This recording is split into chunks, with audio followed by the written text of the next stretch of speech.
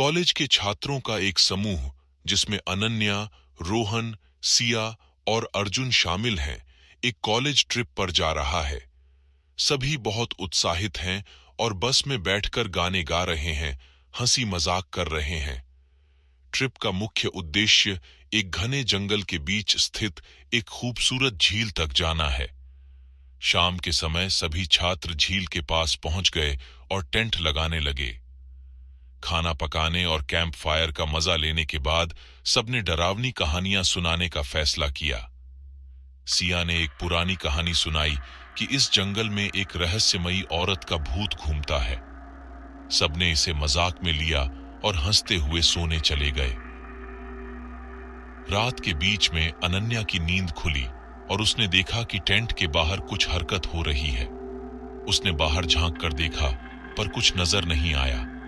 उसने सोचा कि शायद हवा का झोंका होगा और फिर सोने चली गई। लेकिन जब वह लेटी तो उसे लगा जैसे किसी ने उसके बालों को छुआ हो। उसने घबराकर उठकर सिया को जगाया, लेकिन सिया ने उसे यह कहकर शांत किया कि वह सिर्फ कल्पना कर रही है। अगले दिन सबने झील के पास पिकनिक मनाई। दोपहर के समय अर्जुन और रोहन ने जंगल के भीतर और घूमने का फैसला किया। वहां उन्हें एक पुराना और टूटा हुआ घर मिला। उत्सुकता से उन्होंने उस घर के अंदर जाने का फैसला किया। घर के अंदर उन्हें दीवारों पर खून के धब्बे और अजीबोगरीब निशान दिखे। इससे पहले कि वे कुछ समझ पाते, अचानक एक ठंडी हवा का झोंका चला और दरवाजा जोर से बंद हो गया।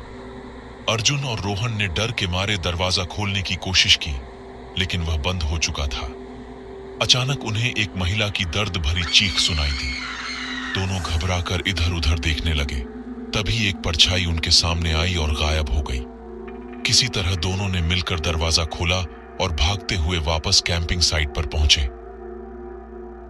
रात के समय अर्जुन और रोहन ने अपनी घटना के बारे में सबको बताया। अनन्या और सिया ने उनकी बातों पर यकीन नहीं किया और सोने चली गईं।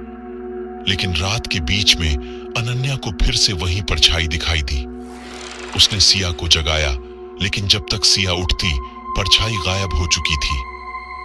अगली सुबह चारों ने जंगल के बारे में और जानकारी जुटाने की कोशिश की।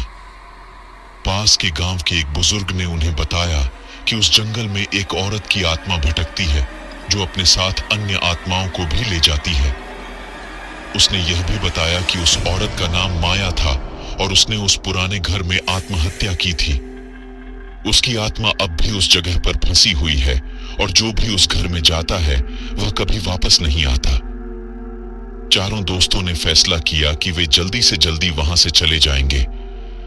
लेकिन रात के समय अचानक उनके टेंट की रस्सियां खुद ब खुद खुलने लगीं। चारों ने डर के मारे एक दूसरे का हाथ पकड़ लिया और जंगल से बाहर निकलने की कोशिश की। जंगल से बाहर निकलते समय चारों ने महसूस किया कि वे रास्ता भटक चुके हैं। हर दिशा में घना अंधेरा और अजीबोगरीब आवाजें सुनाई दे रही थीं। अचानक उन्हें लगा कि कोई उनका पीछा कर रहा है। उन्होंने अपने कदम तेज कर दिए, लेकिन आवाजें और करीब आती गईं।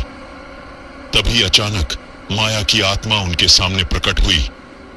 उसकी आंखों में भयानक आग थी और चेहरा भयंकर था। उसने अपने हाथ उठाए और जोर से चीखी। चारों ने जोर से चिल्लाते हुए दौड़ लगाई। भागते भागते उनकी टॉर्च की रोशनी बुझने लगी और जंगल और घना होता गया। माया ने पहले अनन्या को पकड़ लिया। उसने उसे ऊपर उठाया और उसकी आंखों में देखते ही अनन्या की आत्मा निकल गई।